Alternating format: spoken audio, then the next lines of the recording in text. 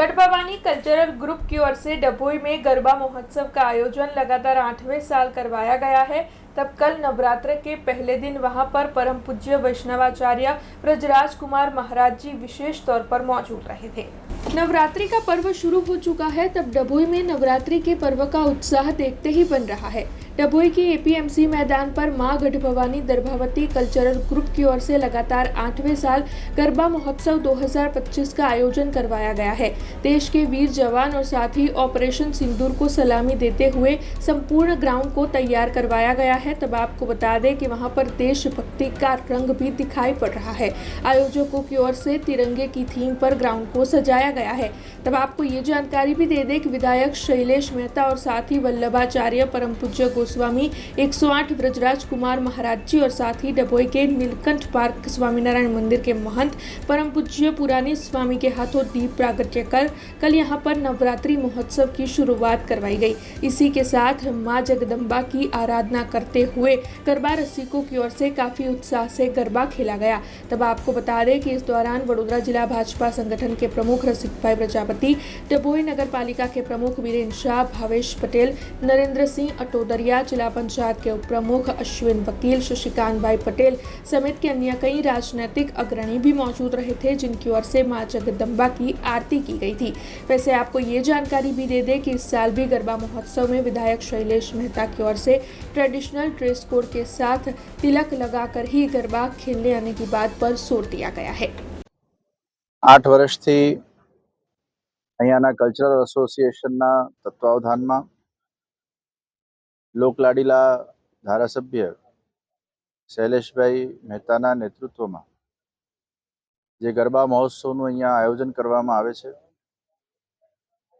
ખરેખર આ આખું આયોજન એ આપણા સર્વ લોકો માટે એક સુરક્ષિત આયોજન છે। અહીંયા આવતા જ એક ખૂબ પોઝિટિવ એનર્જીનો અનુભવ થાય છે, સાત્વિક એનર્જીનો અનુભવ થાય છે। અને જે રીતે દર્ભાવતીના અંદર શૈલેષભાઈના સૂચન અનુસાર તિલક કરીને જ પ્રવેશ કરવો, એવું જે એક નિયમ અને અનુશાસન અહીંયા તૈયાર કરવામાં આવ્યું, એ આજે ગુજરાત અને ગુજરાત બહારના પણ અનેક રાજ્યોના અંદર ઘણા બધા લોકો એને ફોલો કરી રહ્યા છે।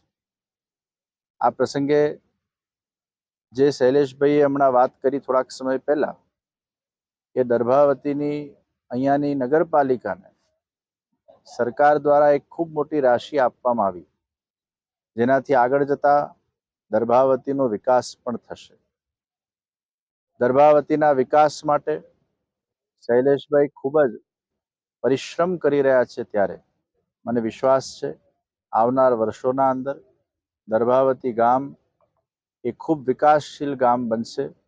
અહીંયાના લોકો વધુ સુખી બનશે, અહીંયાના લોકો વધુ સુરક્ષિત બનશે, એવો મને વિશ્વાસ છે। કલ્ચરલ એસોસિએશનના બધી જ આખી ટીમને, શૈલેષભાઈને, સર્વને ખૂબ ખૂબ શુભેચ્છાઓ, ખૂબ ખૂબ મંગલાશીષ, શુભમ ભવતુ। અને આ વખતે ઓપરેશન સિંદૂરની થીમ પર જઈને તિરંગાનું ડેકોરેશન અહીંયા કરવામાં આવ્યું છે અને સાથે જ ગાયક પલકબેન સોની વડોદરા શહેરમાં ખૂબ જાણીતા છે, એમનું ગાયકવૃંદ અહીંયા ગરબા ગવડાવી રહ્યું છે। હું આપના મારફત ખેલૈયાઓને મોટી સંખ્યામાં આમાં ભાગ લેવા અને ગરબાનો આનંદ મેળવવા માટે આગ્રહભરી વિનંતી કરું છું અને આમંત્રણ આપું છું। આ ગરબા મહોત્સવ દ્વારા જ આપણે આપણી એકતા અને સંગઠિતતા પુરવાર કરી શકીએ, ત્યારે તમામ સનાતન ધર્મ માનનારા, તમામ હિન્દુ ધર્મ માનનારાઓ એ તમામને હું આવકારું છું। પણ અહીંયાનો જે નિયમ છે કે તિલક કરીને જ પ્રવેશ મળશે, અને આજે આનંદ છે કે સમગ્ર ગુજરાતની સાથે સાથે મધ્યપ્રદેશ અને ઉત્તર પ્રદેશમાં પણ યુવાનો દ્વારા તિલક વગર પ્રવેશ નહીં, એની આજે જ મેં ઇન્ડિયા ન્યૂઝ ઉપર સમાચાર જોયા છે, ત્યારે આનંદ થાય કે દર્ભાવતીથી શરૂ થયેલી તિલક નહીં તો એન્ટ્રી નહીં, એ ઝુંબેશ સમગ્ર દેશમાં અત્યારે પ્રસ્થાપિત થઈ છે। એ દર્ભાવતીનું ગૌરવ છે। हमसे जुड़े रहने के लिए हमारे YouTube चैनल को सब्सक्राइब करें और नई वीडियो की नोटिफिकेशन के लिए बेल आइकॉन को दबाएं।